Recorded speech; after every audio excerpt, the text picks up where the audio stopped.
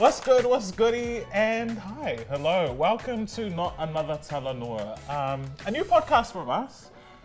The girls love a talanoa. Everyone be having a talanoa about this, that, and the third, but y'all are just talking smack. We're just gonna talk smack and not call it a talanoa.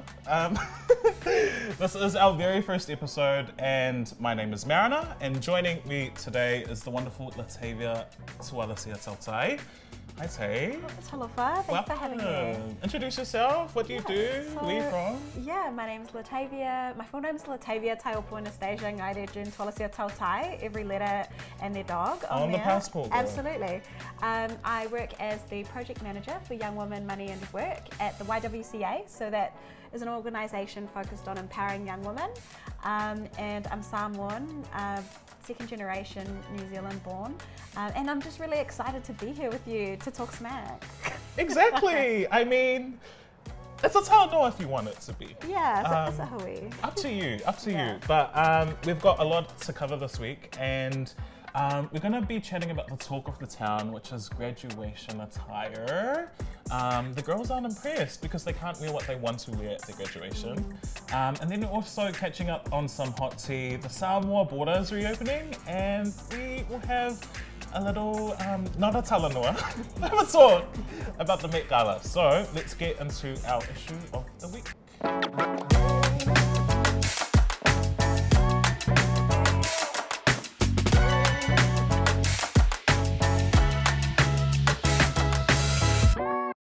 So let's talk about the issue of the week, and a video has been making its way around the internet of a Polynesian student speaking to the Jordan School District Board, which is in Utah in the States, fighting for poly students' right to wear cultural attire after it was banned from their graduation ceremonies. It was banned from their graduation ceremonies. What do you think? It's just disgusting. It's horrible. And like, I guess, can you imagine what graduations would be like here? High school grads, uni grads, what they'd be like here. They'd just be so like white cheddar, boring, salt and pepper, no spice, no seasoning. And not even the salt and pepper girl. No salt and pepper, and like also, it's just such a beautiful moment when someone crosses the stage. Yeah. Like, so to imagine people can't hold on to their cultural attire, it's just wild to me. And it would be America.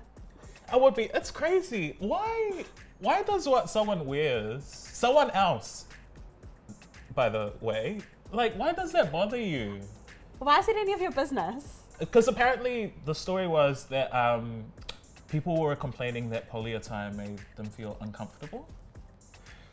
Uncomfortable? Uncomfortable how? You need to stop right there. If you want a ula lole, I'll give you one. Your turtlenecks make me uncomfortable. But like, let's not talk about that. Like, yeah, like it's just such a beautiful thing. Like, and also just like, you know, coming from like an academic perspective, like these are the small ways that we can hold on to our culture in predominantly white spaces, you know, and like they want us when it's diversity, for, you know, for their little photos to make their schools look good. Exactly. But when it comes to celebrating your village, they want us to be radio silent. They want us to look like them, be boring, walk across the stage like with no hype, no one clapping. Yeah, wearing a suit from Hallenstein. Oh.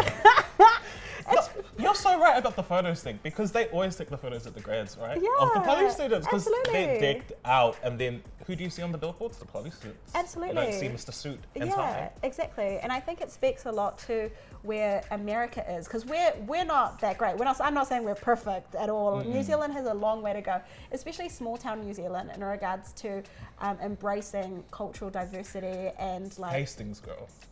Nelson, Napier. I don't even know where these places are. All I know is our, you know, Pasifika students are doing the most to try to hold on to, you know, our homelands in the diaspora. But it's just in 2022, this is how you're gonna be? Like, and it's the emotional labor as well, watching the video. Yeah. Like, you know, of our poor sis, like screaming at them, you know, telling them like, this is so good for our sense of belonging. And it's like, are you serious? Like this young, you know, Samoan, Polynesian woman has to like beg to wear like an awful at her graduation. Yeah, literally. She will be clothed. Yeah. She's not walking the stage naked, so you don't need to be worried about that. Absolutely not. Her name's Jade Ioane, so go search her up Jade. on TikTok because she gets really emotional with it. Yeah. I do feel sorry for her that she even needed to feel like her identity was validated by someone else. And like, because you went to a predominantly Pasifika school, you went to Tualasea. Yes. So was your cultural attire, like, was it welcomed? Was it the norm? Was it embraced? What was the story there? It was the norm. Yeah. I can't say that like we went all out. There was like the pictures of like the cheeseburger ulas, the netball ulas. So right there. But that's nothing compared to Hawaii, girl. You know, they love to the stack the cereal ula boxes, list of the neck absolutely. and the banners and As you and the thing is, as you should, you know, like that's your date. We had girls at our school, and it was predominantly Balangi school out in West Auckland, but they had up and goes around the neck, and I was like, because we're up and going. Absolutely, you know, and but that's us in Auckland, and it's quite a Polynesian Pacific city, you know, and we have the privilege of growing up here as well. Like, it doesn't mean that it's not without racism and microaggressions, but like seeing this, you know, young woman, is it Jade? Yeah, Jade. Seeing Jade like that, your heart just wrenches for the sis, eh? It's like, and you know, I just feel like fighting the board. I'm like, I got hands. She got hands. She got a mouth and she got hands. Absolutely, girl. But yeah, it's just wild to me. Yeah. How about you? Because what was your high school like? Was it predominantly? It was predominantly Balangi, actually. Oh. Well, I don't know. I would say it's what like the general population of New Zealand looks like. So about 10% of the school was Pacific, and then the rest was mainly like Balangi and Asian. So it was quite a mix of people. But I didn't have one Pacific teacher, and I didn't have one Māori teacher in my entire high school experience. So we're always advocating for ourselves. But I also think sometimes people are more scared of being called racist than being racist. And that was something common in my high school experience. And we never had to fight to wear our cultural attire. My nanny made ula lore for all my prefects at school, and heaps of them were Balangi, and they loved it. They loved being part of something. So part of me feels it's jealousy, like, because all my Balangi friends, they loved it to be a part of something. They're like, oh my gosh, like, and like, it's like, are you mad that you don't have that sense of belonging? Exactly. Like, are you mad you don't have that connection to a culture? Like, I don't know. Like, when your culture's colonized, I don't know how to feel. Yeah, like, I feel sorry for you. I'm so sorry that you don't have lollies on your décolletage, girl. Like, you're not going to sing Wawhawhitai, you're going to sing Karanai Joe as you walk across. Like, is that why? The national anthem. Girl. Yeah. Are you projecting? Like, that's how I'm feeling when I'm watching things like this. It's just like, and how can you sit there as like an old white district board and watch, you know, a young woman crying about this and feel okay with yourself? Mind you, we're talking about Utah. A lot of polys live in Utah. Absolutely. And you know why, girl? LDS.org. Hey! No, I think it's, they changed it. Oh. They changed it. I think it's churchofjesuschrist.org. Love it. So that's where... They got sick and tired of the fake Mormons. So. But me included, girl. We've all been there, you know, we've all been there. And like, you know, and a lot of people are there, like, serving. Like, when you've got a big church community in any area, they're going to be serving and volunteering, you know. And so I can imagine there's a massive community in Utah that's like serving one another and like doing the most for the community, like trying to live out the Bible or, you know, whatever kind of principles you follow, and like that kind of stuff benefits your community. So why do you want to leave some parts of a community at the door? Like, it makes no sense. And also, since we're talking about America and Utah and the Pacific community, why are you going to benefit off our Pacific men and your football teams, but then our sis has to beg to wear her cultural attire? Because that's very strange, isn't it? It's so wild to me. Like, okay, so when they're in is it NFL? I don't know these things. NRL, AGK, I don't know. But like, you know, when they're playing football and stuff, yeah, that's great. Looks good for you. Yeah. It looks good for your high schools, your colleges. You're going to give them scholarships. But when they're graduating, they can't wear like the very like cultures that brought them here and the strength that actually got them to where they are. That doesn't make sense. Let me tell you something. I was talking to someone else and who lives in America who's poly, and they were saying that out of all the ethnic groups drafted into the NFL, the biggest is Samoans. So Samoans, despite, you know, relative to the population in the States, they are making a large bulk of the NFL, which you could say like a big part of consumerism and capitalist culture in the States is built off our backs. Absolutely. And even if you think about the military, American Samoa has the most people per capita involved, you know? So if you think about all the places that Pacific people are serving, the kind of like American dream, it's like, what about the migrant dream? You know, and part of that is graduating. And so the least you can do, the bare minimum, is let us wear what we want to wear. Like, it's so strange talking about it. I can't picture it happening in New Zealand, can you? In 2022, I cannot. No. Because I guess we stand on the shoulders of people who have been through it. Like our parents went through this in the 90s and stuff. They went through not having to really minimize their culture, but we're in a real, I guess, do you reckon we're in a renaissance of? It's a different time. It was a different time back then as well. I bet it would have been hard for them, for those generations to be as vocal. Absolutely. And that's so because they developed confidence to speak their minds and speak their truth. Is why we can now. And I guess that's the fight that they're fighting right now in America. Not the same though. There's so many different things that play with America and how conservative it can be. But yeah, it's pretty. Could you imagine it happening here? I could actually. I could actually. University in New Zealand be hard. I remember when I first started university, because I went to a predominantly PI, Māori, brown high school. Suddenly I was rocked into this environment where I was the only brown person in the room, girl. And suddenly there were like white girls at the desk talking about why benefits are bad and how they lose taxpayer money. I'm like, okay, girl, but where did you get your money from? Intergenerational wealth. And where's your student living costs coming from that you're using, and where's your taxes as well, like and like taxes are meant to bridge the gaps as well, like of social inequities, like but that kind of thing, and like also everything you went through in terms of the campaign around in student politics, being Pacific in those spaces is a testament to how racism is still alive and well. But it's like, we stand on stolen land. So if, you're right, of course these things would happen, like in New Zealand, and more common in like smaller town New Zealand. I feel like I had a friend, and he went back to Blenheim, and they had a piece in the newspaper talking about like those people, and referring to like Maori Pacific as, and like othering, and they tried to call them out for it and they didn't. I'll send the actual article, but it was disgusting what they wrote. Like this is happening today in New Zealand. And that was recently? That was recently. That was probably a couple of weeks ago. Jeez. Yeah, and just like that whole sense of othering and the fact that a newspaper can let those things, and I guess when we're in Auckland and in Wellington, we have a lot more, there's a lot more of us, so we can be a lot louder about things, but there are still pockets of New Zealand that have Pacific communities because of like freezing works and because of vineyards and everything that aren't as supported.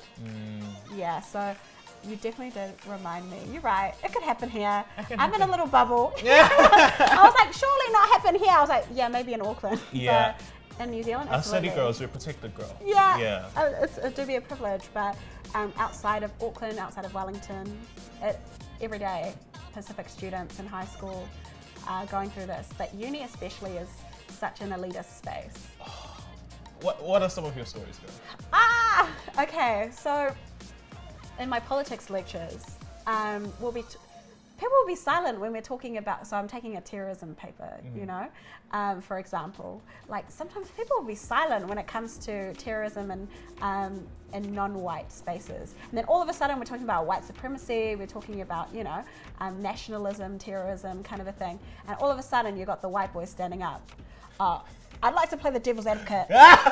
No, Steve, you're just the devil. Are you serious? You're not the devil's advocate? What do you mean? His advocate? I was like, Lucifer, stop it. Rebuke. No, absolutely. And like, we're on Zoom, so I'm like, Oh, that's even worse, girl. You know, but and you know, and also it's the privileged group of Pacific people who make it to uni.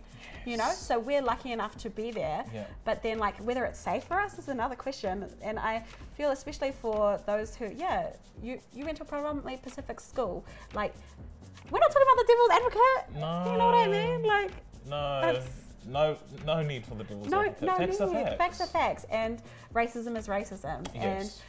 And you're wanting to make yourself feel more comfortable. And sounds like this district board or whatever in Jordan are scared of the unknown. Yes. Yeah, definitely. And I think, I don't know. For me at uni, you know, girl. Yeah, tell me about it. And because I went to AUT. AUT is very different from the University of Auckland, which is across the road. Yeah. People like to think AUT is more progressive. Yeah, that's what I always thought. I think university overall is just against any person of colour. Yeah. So it's not oranges and apples. It's just apples, girl. Like, we're done wrong. Yeah. So I ran for student politics. Yes, tell me about it. With my best friend. We were running to be the president and vice president of the student body. Yeah. 22,000 odd students, and we were running to be the first all-Pacific ticket leading the university. Huge. And we had based our campaign off the Polynesian Panthers and their fight to liberate education for Pacific peoples in Aotearoa. So we kind of called ourselves I forgot what we called ourselves, like the Next Generation Panthers or something. Yeah. That ruffled feathers. It was, I would say that we were getting a lot of traction, a lot of support, but it came to the School Strike for Climate in 2019, I think. And we had such an exciting day. We had just walked down Queen Street. You know, the brown people were leading that cause, including the producer of this podcast, mind you, Miss Brianna. Absolutely. Not Miss, the Brianna Fruean. Yeah. She's not on camera, but I tried to tell her, come on camera, girl. She's for the people. She's behind the scenes. Oh, well. A little birdie told me she's collecting something soon, but we'll find, collecting a bag, mind you. She's busy collecting her bag. As she should. I want to know where she is. Producer BB, are you here? It's the humility for me, it's the humility, but it's always the humble ones who are out here doing the most for our people. Best believe, and it's always the one, let's not get into that now, bro. But we're proud of you. Let's not, So it was the day of the School Strike for Climate, and we had come back from the strike back to uni, because that's where we had set up, done our placards, so on and so forth. I get a text from someone saying, your name was dropped in the Herald, Gigi's name was dropped in the Herald, and they are calling you racist. I'm like, what the F? Yeah, I remember. I go on my phone, literally the top story is like, Polynesian Panthers deemed disrespectful and harmful and racist. And I read the article, and it's basically these anonymous sources, let's be honest, they were probably white people, saying that the Polynesian Panthers were like bastards or something? Like really just going in on the Panthers, didn't know their history at all. Neither did the journalist who wrote that story, mind you. Yeah. And it really had an impact. Like we had to release make a media release, give it to media, because they were making defamatory remarks about us and our culture. I think that's what hurt. They were hurt by the fact that we were representing something new for the university. Yeah. And they were something beautiful. Something beautiful, and they were uncomfortable about it, just like they are in Utah. And they were uncomfortable seeing two brown students be unapologetically brown. Exactly. Not trying to minimize yourselves. And also what gets me is you were both like 18, 19 at the time, eh? 18? I was. Were you 17, 18? 18. 18. Yeah. Like I think you were both like around 18, 19. Because I knew you both prior to that. Yes. And seeing you guys in that space, it was just so empowering. But also it made me think of how I think other people view Pacific and I guess first and foremost like black women and black young people and the scholarship we've learned from that, but they view us as being older than we are, you know, and losing our kind of innocence, I guess, you know, and like you're both 18-year-olds, you know, and they want to release that defamation on the Herald, like with no kind of regard for the impact it could have had if you didn't hold yourselves as well as you did on your careers and on your livelihood, you know? Yeah. And like, really, you're gonna go to the Herald? Why don't you say it to your face? Yeah. DM you, message you. Exactly. Come up to me and talk about it. You're that scared, you're gonna run to your parents who work at the Herald. You're gonna run to your aunties and uncles who are journalists there. And like, you don't even know the background of the Polynesian Panthers. And there were so many Balangi like allies as well of the Panthers too. Like, didn't David Longy like write some of the? Yes. Yeah, David. I don't know if I got the names right. Oh, David Longy. Yeah. Mr. Man lived in 275. Yeah, and I'm pretty sure he like wrote in support of prior to him being like prime minister. Yeah. I'm getting my politics. My politics is incorrect, but you know, in support. So it's just like, it's just wild to me. Like, and yeah, just like, you've been courageous, you know? And I saw this thing recently and it was like, I'm sick of being resilient. I want to be relaxed. I want to be spoiled. Exactly. I just want to live like, you know, I want to wear togas and burn couches. Yes. I gotta go to Otago. Wrong university. Wrong university, yeah. But, you know, and hearing the cis speak is kind of reminiscent of seeing you and Sisifa, like, that resilience and that strength. And it's like, when are young Pacific people going to be allowed to like relax, to just live, to just be ourselves, to just bring your culture with you without having to have opposition and just the nerve. It's really. so hard for our people just to exist. Yeah. I do want to pull up that article. I love to see you and Sisifa like taking that space and like taking up that space to make more space for Pacific people coming through. And I guess that's what the SIS was doing as well in Utah, trying to make more space, and that pressure on your necks to do so because you're not just representing yourselves. Yeah. Like, I think that's something that a lot of Balangis don't understand. No. I don't think, because with us, we're always trying to be the first. Yeah. But, you know, they've had their time. They've like accomplished so much. Producer BB, can you look up the article that the Herald wrote about our campaign? I just want to know what that man said, that balding man. He was a balding journalist. Imagine having a hairline like a McDonald's arch and saying those things about you, about two 18-year-olds in their first year of uni, second year? My first. It was your and first and Sisifa's second year, yes. At your big age. At your big age. It's getting very much dodgy, very much Imagine predatory. having that much time on your But imagine having that much time on your hands. And he was the supposed diversity correspondent. So I'm like, Okay. if you were, obviously you don't have the tools or qualifications to speak on diversity because you don't know what the Panthers were. Well, because you're not diverse, mate.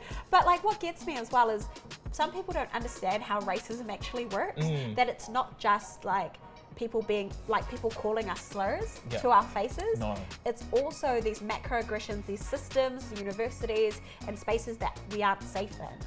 And it's like our history and the dawn raids and also the microaggressions we get. And I think you could relate to this. It's constantly at uni and just whenever I meet white people, you speak so well. Oh my gosh, like, you speak so well. Like, you've done so well for yourself. Your family must be so proud. And I was like, stop it, because I left the dishes, so they're not that happy. I was like, what do you mean? Like, and it's so condescending. Yeah. It's very backhanded, isn't it? Because it's like, oh, so it's just me who's well spoken, none of the other brown people in the room? No. Because I was like, we're the original storytellers, so. Amen, storytelling be in our blood. Yeah. So don't be telling me, oh, you're very well versed, rah. I really don't care for your that's because of assimilation, babe. That's why we had to speak like this. Oh, we've got BB coming through. Do you think they removed it? Oh, so this wasn't the story, but this was the follow-up story. Yeah. And it says, an AUT University investigation into an election poster complaint has found that allegations that they are racist and aggressive in nature are not supported by evidence. The complaint had alleged posters showing candidates who call themselves modern-day Panthers was linked to an American civil rights group, the Black Panthers, and two students said it had made them feel unsafe. Made them feel unsafe. What about it? them singing the N-word in a Kanye song makes me feel unsafe. Like, your posters, imagine your posters making someone that mad. It's a poster. It's a poster. And I think worse is that the journalist hadn't even talked to us for comment, because I would be so keen to like provide context thank you producer BB. Thank you. Produce, I would be happy to produce context for the journalist, but no, apparently not. It's almost like your stories were being used for clickbait. Yeah. You know, to get because like it's the Herald. Like you really want to like they want to get the racists their feathers. The Herald ruffled. is the white man's newspaper. Absolutely, and so they would have seen that and been like, oh my gosh, they're back at it again. Like, you know, the ones who's sitting at their desktops and they're just waiting for a story, waiting for a chance to say how life was so hard for them. Save it, Jonathan. I don't want to hear it. You know, and it's like, how do you use you and, you know, and Sisifa's story like that, like, and not ask you? Yeah, period. But I just want to know who was elected. Who was elected? I want to know, because how scared did you make this? Because I'm pretty sure we won the election. That's how scared you made them. And then we won to become the first Pacific ticket to be elected into student office in New Zealand. Wow, amazing. That's trailblazer stuff. That's incredible. That's next level, you know, and you've made more space for people coming through at AUT to feel safer to do it, because yeah, they may have felt unsafe seeing your poster, but there are other Pacific students and Pasifika young people who saw themselves. So congrats to you and to the village, period. So let's not even get started on your accolades and achievements. Let's go to some smaller news items now. We do wish our sister Jade in Utah all the best. We do hope that you and our polys down in the States are able to wear your graduation cultural attire as you should. Absolutely. Okay, let's get on to some smaller news items now. And the Prime Minister of Samoa, Fruean has announced that international borders to Samoa will open in August/September. First time since the pandemic that Samoa is opening up. What do you think? Are you going home? I'm going home. Take me back to the motherland. Hey. I'm going home. I am both excited and nervous. Yes. But then again, like most of my immediate family is here in the diaspora. Yeah. Like, is most of your family here in the diaspora, or because you've got family in Australia, America? Yes. And that's why I've only been to Samoa once. I went when I was 7, but I was talking with producer BB that I really want to at least live in Samoa because of that reason. And I can go. How about you? When are you going? When are you planning on going? I'm probably next year, I would say. I'm just a little bit nervous about going. But I think it's time. But I think I'm just so excited. I want to see my family because we don't be staying in any resorts when we go. It's just straight. Oh, it ain't the Tell Me a Seat. I'm going straight to Latayvia. I love it for you if you are staying at Tell Me a Seat. I love that. You stay at your resort. Personally, I get in trouble. I get in trouble with my family if I was.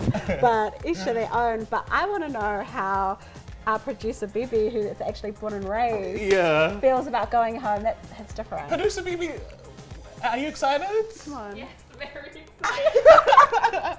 When are you going home? Hopefully soon. ASAP. When I'm allowed. Because she's a citizen, so she can go from this month. Yeah.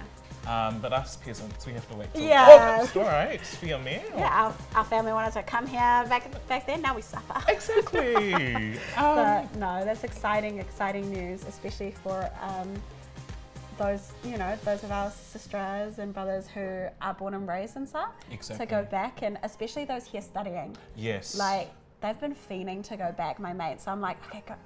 2 years. That's a long time. It's a long time, and I think the pandemic's really reminded us how important time with each other is. Yep. And because I'm sure the same for you, like having family members pass, like we would have gone to the funerals or they would have come here. Like, we're just really missing people. Yeah. And I think it's been a reminder. It's like, when you can go home, go home.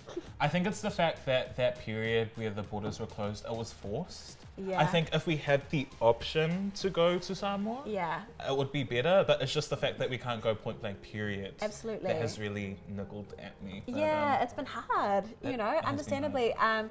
And yeah, it's just, if you've been to a funeral on Zoom, and that's all of us, you know what I mean? Like, because as soon as we hear of immediate family member or someone who's been, you know, essential in your upbringing in your village has passed away, like straight away, money's, you know, the money will come.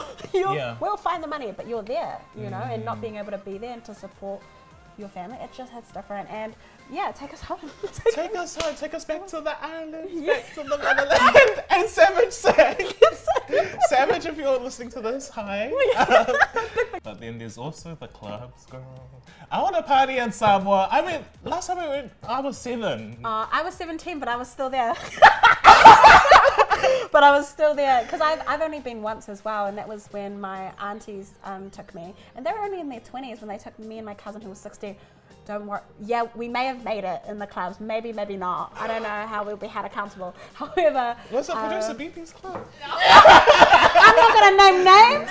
No, surely not. We don't like that. We don't want any of our clubs closed down. No, surely not. But they contribute to the economy. It was an establishment, and I had a fishbowl for the first time.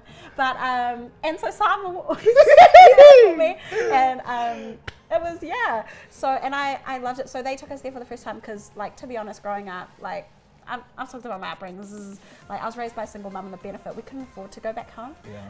So, like, I was so blessed for my aunties to, like, save up. I'm pretty sure they took out a credit card to take us too. But it was just the feeling of being home and staying with family and hearing the stories of, because I know the stories of my grandparents, like, when they left and brought over family. But to hear the stories of those who stayed to look after the land and to look after our homes and our elders, like, that's a beautiful, beautiful story of sacrifice as well. So I'm looking forward to going back. I'm not looking forward to going back and then commenting on my weight, but but it's just a bit like that sometimes. Girl, I'm looking forward to going to the village. I'm just. I'm gonna be on a challenge before I go. It ain't a holiday, girl. Let's just be clear about that. It'll be 4 hours. Absolutely. So we'll go to the village and then we'll go to the ThaMuvaland as well, because I want to be one of those bougie Samoans. I want to be, who hang out. Who hang in the capital.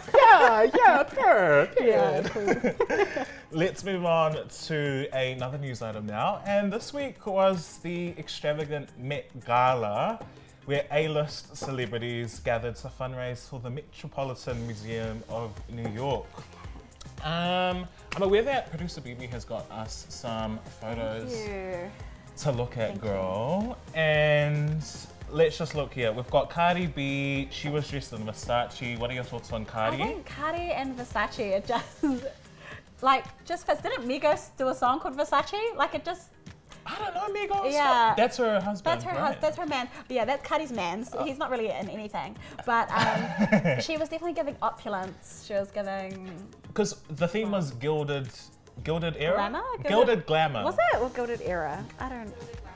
Gilded glamour. And so that was like the period where it was go hard or go home. Yeah, very opulence. Colonizer, have the money, blood diamonds, etc. It was wealth at our expense. Yeah, so I think it does kind of represent that kind of those disparities, but these are the wealthy. So I think, and producer BB talked about it, like, if anyone can afford to dress up and to show up and show out, it's these celebrities, and as they should. Yeah, who else should we talk about? I want to talk about Kim Kardashian and her in that Marilyn Monroe dress. It was the dress that she wore when she sang "Happy Birthday, Mr. President."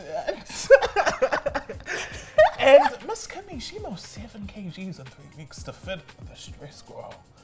I mean, I don't know about that. That's a bit too extreme. I don't know what that tells other young women. You know, it's giving very much. I don't know, unhealthy, scary, but like each of their own, I guess. But not to the theme. Yeah, not to the thoughts theme. on the dress. The theme was gilded glamour. It wasn't 1950s. If I wanted to go back to the 1950s, I would have gone to last year. But yeah, when it was the American dream, like that would fit, I guess. But I don't know, it just wasn't giving the je ne sais quoi. Voulez-vous coucher avec moi? Bonjour. She's French, but, you know, and producer BB had beautiful thoughts on this look. Producer BB, what did you think? Girl, let's bring her in, because she's Miss Joan Rivers. Yeah. Coming close to your mic. Yes, girl. What did you think? I think it was, like Latayvia said, I feel like it was plain dress up. I also think that Marilyn is more than just a dress. Like, she really was like a social and political statement of that time. And yeah, there's just something about that dress and like the controversy of it being with JFK and like the supposed affair that I don't think you can really like dress up and give it. Do you know what I mean? Yeah. Like there's what makes the dress iconic is the person in the situation, which I guess Kim was kind of going for. Yeah. But yeah. She didn't capture the glamour. Yeah. Of Marilyn Monroe. And yeah, it's a moment, it's a moment in history. You can't really replicate a moment like that. Yeah, like beautiful. Like, of course, like Kim is stunning, beautiful. But yeah, there's just something about, because people are now like comparing the way she's worn it to Marilyn. Yes. But like Marilyn made the dress. You know what I mean? And it just it looks like someone just like wearing it for. Yeah. It gave me very performative. Yeah, and it's like, you're a billionaire, babe. Make your own moment. Like, you know? Yeah. Thank you. And thank you for that. You gotta wear a bun with that dress that they had to take out of a museum, that you couldn't wear any body makeup or perfume. And you gotta wear It's a giving, bun, girl. Is it a polyfest bun? It was giving very much Island Girl, Yeah. wasn't it? And I think she was wearing pleasers, like the heels that strippers wear. Oh, really? Yeah, and I saw that a fashion icon, her name is Amanda Lepore, she was like, you're gonna wear pleasers with a Marilyn Monroe dress? With a $4 million dress. With a, yeah, girl. Yeah. Okay. She's shorter than Marilyn. She's shorter than Marilyn. Okay. Oh, that's the other thing. Yeah. Okay, enough with Miss Kim Kardashian. Miss Kim Work Harder Kardashian. Get shot and what?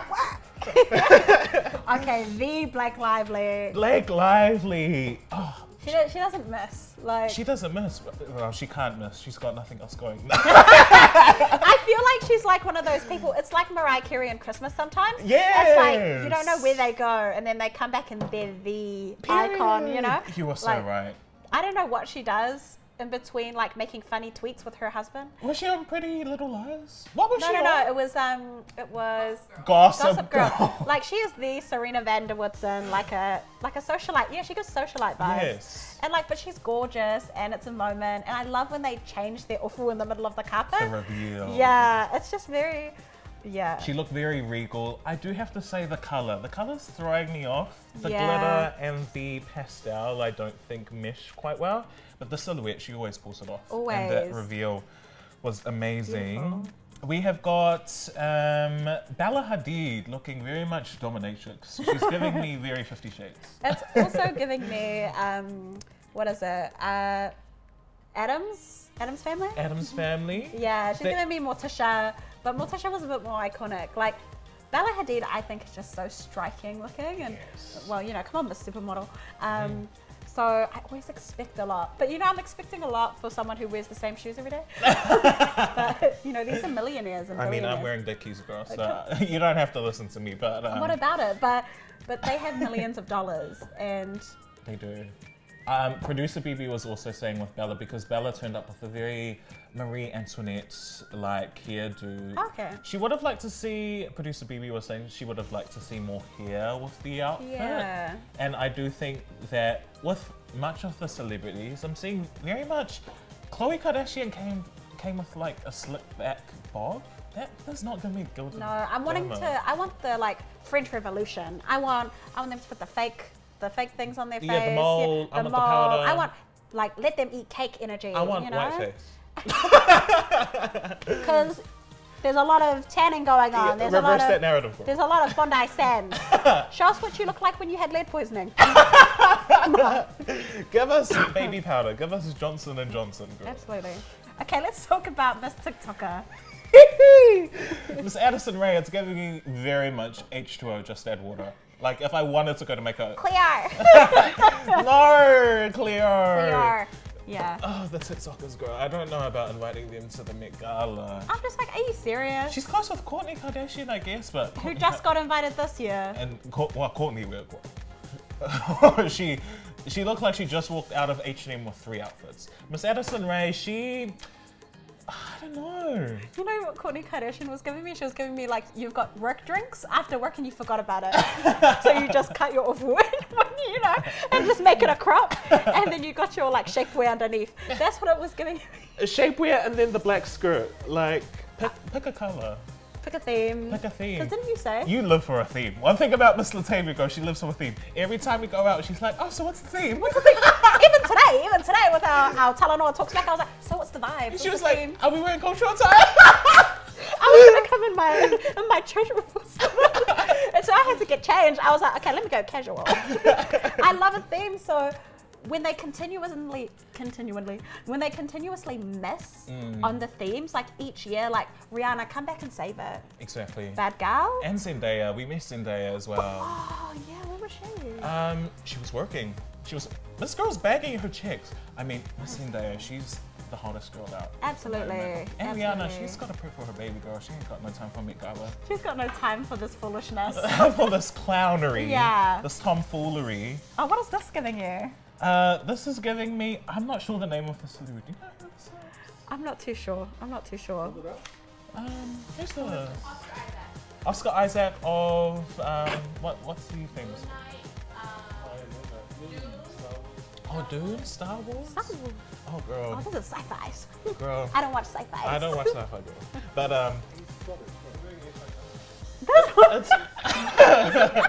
Sefa just said he's wearing an ifakanga. It looks very much like that. It's giving White Sunday. It's giving very much stop that Oda Blue. Had to just grab something from you. I'm loving the shirt moment. I love when men wear like something different other than a suit. I like it. Yeah. I like it. Gilded glamour though? I don't know. I don't know. Like, what are you going for?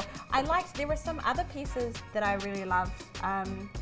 There was a Indigenous activist who, Yes. sorry Bibi, would you be able to look up She was indigenous to First Nations? First Nations America? Yeah. Okay. Yeah, American. Yes. Yeah. She looked good. And just like every year she serves, and I think because the year before the theme was like American greatness or something, and she's like, Yeah, some no, never been patriotic great. BS. And she just refused. She's like, because, oh, come on. Oi. Yeah, come on. Kwana Rose? Kwana Rose. I believe her name is? Yeah, like Kwana Chasing Horse. Chasing Horse. I mean, and I don't know, like it was just giving gilded glamour. I was giving You very know? much gilded glamour for her people, because I feel like it depends on how you see the theme with respect to other ethnicities. Yeah. Because it's very much camp but American, very Yeah. much gilded glamour but American. I want to see something new, something different, and Kwana Rose, Yeah. Kwana Chasing Horse definitely gave that. It's beautiful, and there are a few different people who paid like homage to like the wealth and inequities, and I think to slavery and to the working class, who the gilded kind of glamour was built on, the Built shoulders on. the backs of. Yeah. But it's interesting when people make political statements Yes. at an event Yeah. that costs that much money to go to. I mean, Like, it's like a double-edged thing, I guess. let's do a quick yay or nay to the rest of these Yeah. outfits. Shawn Mendes, yay or nay? He's giving very much Benedict Cumberbatch. Nay. I just feel like Nay. it's from Palestine's. Tired. Yeah. Who's this?